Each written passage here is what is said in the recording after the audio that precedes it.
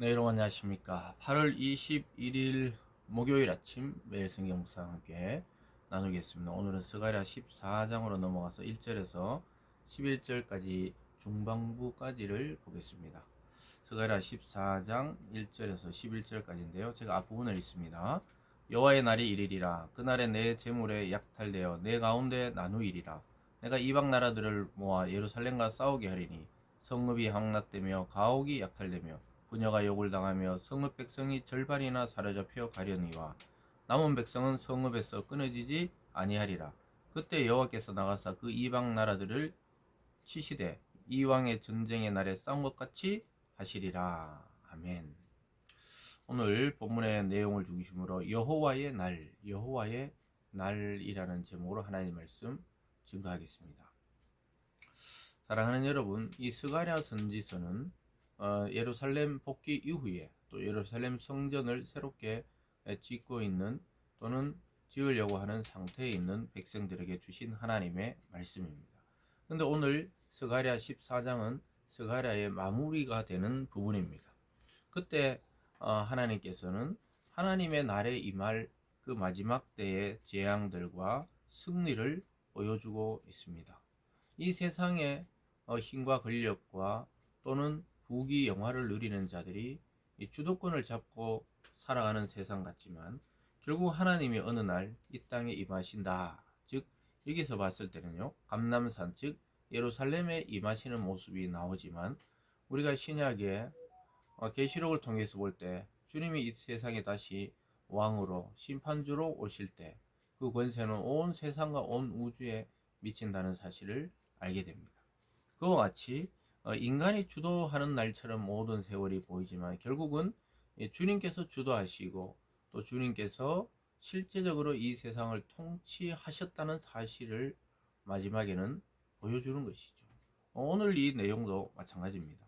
여호와의 날에 하나님이 열방을 심판하시고 하나님의 백성인 이스라엘을 새롭게 창조하시는 모습을 보여주고 있습니다. 그리고 진정한 왕, 새 시대의 왕이신 그 하나님께서 등극하시면서 이 세상을 영원히 통치하시는 모습을 스가랴를 통해 오늘 보여주고 있습니다.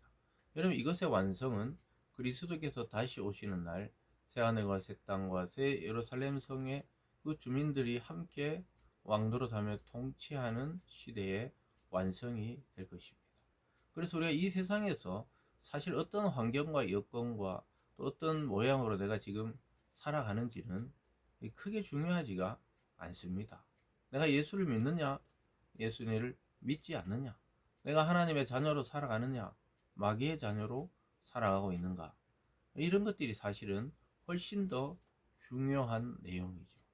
그래서 세상 것은 하나님이 주시면 누리면 되고 없어도 너무 목말라 허덕일 필요가 없습니다. 하나님께서 일용할 양식을 주시고 그때그때 피할 길을 주시고 우리 인생의 시작부터 끝까지 우리 의도대로 태어나거나 의도대로 죽는 것이 아니듯이 하나님이 그 과정 속에 삶과 죽음의 그 과정 속에 있는 우리들의 삶을 하나님이 보호하지 않으실 이유가 없다는 것이죠.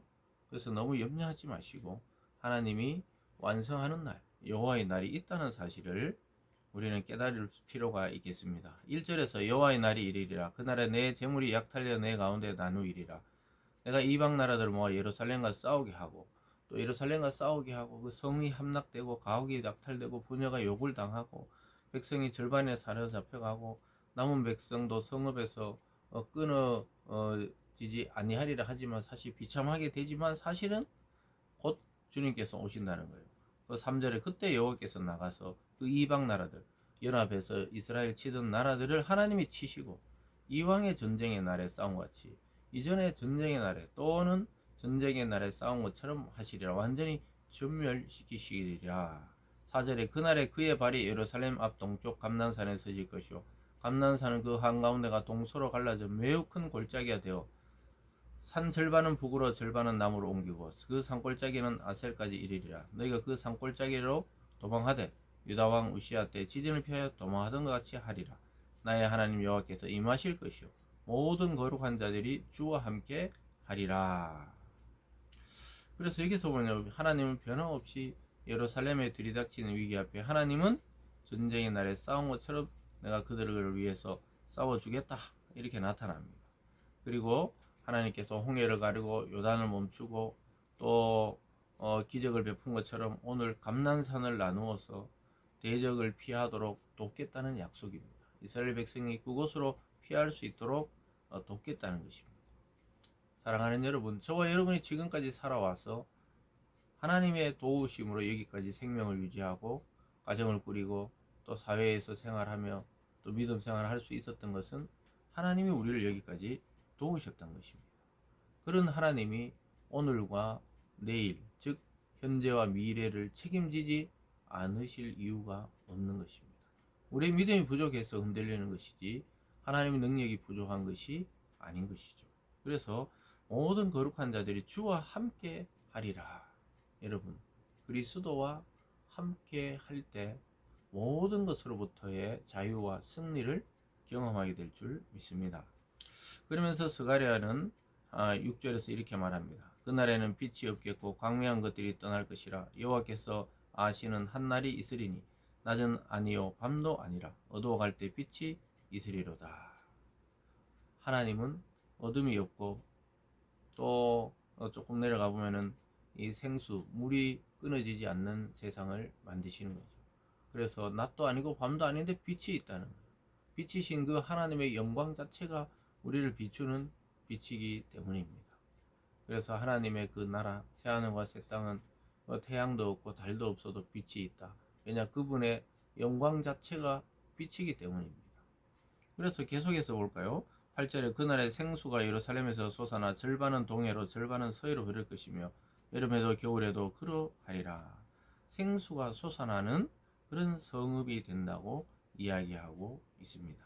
이것은 바로 하나님께서 어둠이 없고 생수가 생명수의 그 물이 그치지 않는 새 세상을 창조하시겠다는 약속입니다. 이것은 나중에 보면은 빛의 근원이요 생수의 근원 대신 예수 그리스도를 통해 성취되는 것을 보게 됩니다. 그리고 우리가 계시록에서 살펴보았던 대로 주님의 보좌에서 솟아나는 그 샘물이 동과 서로 끊임없이 흘러내리는 모습을 우리가 보았습니다. 그래서 요한계시록에서 요한이 보좌 위에 계신 그 주님의 보좌에서부터 물이 흘러나온다. 즉 예수 그리스도로부터 생명의 강, 생수가 흘러나온다는 것이죠. 주님께서도 우리가 그리스도를 영접할 때 네 배에서 생수의 강이 터져나온다. 성령이 우리 속에서 끊임없이 생명력을 불어넣는다는 것이죠. 그래서 그 예루살렘으로 이야기하고 있지만 이걸 확대해 보면 온 세상에 예수님 믿는 자들, 하나님 믿는 자들은 여름에도 겨울에도 생수가 끊이지 않는다. 영원토록 우리 뱃속에서부터 생수가 흘러나온다. 즉 성령이 우리 속에 오시면 날마다 생명력 있는 삶을 살아가게 되는 것이죠.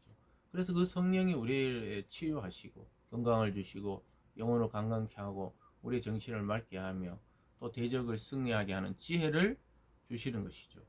9절에 보면요. 여호와께서 천하의 왕이 되시리니 그날에 여호와께서 홀로 한 분이실 것이요 그의 이름이 홀로 하나이실 것이라. 이렇게 말합니다. 천하의 왕이신 하나님께서 이 세상에 임하는 날이 있다. 이렇게 말씀하고 있습니다.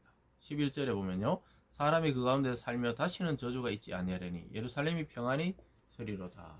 영원한 평안 또 영원한 복이 임하는 자리가 예루살렘이 될 것이다. 이렇게 예언하고 있습니다. 사랑하는 여러분, 이것은 그리스도 안에 새 예루살렘인 교회 안에서 이것이 완성이 될 것입니다. 그래서 이 땅에 하나님께서는 아담과 하와를 창조하시고 가정을 만드셨고 예수 그리스도께서 성령을 보내 주셔서 교회를 창설하셨습니다. 그래서 가정과 교회는 하나님으로부터 직접적으로 세워진 기관입니다. 그래서 무너지지 않습니다. 하나님은 계속 생육, 번성, 만물 주관 이 방법을 가정을 통해 이루시고 교회를 통해 복음 전파를 이루시고 완성해 나가실 것입니다. 그래서 교회는 이 예루살렘을 상징하죠. 이 교회는 온 세상의 중심이고 교회는 온 세상의 생명수의 강을 흘려보낼 수 있는 유일한 곳입니다. 그래서 저와 여러분의 성계는 이 땅의 모든 교회들이 바로 그와 같은 기능을 해야 하는 것입니다.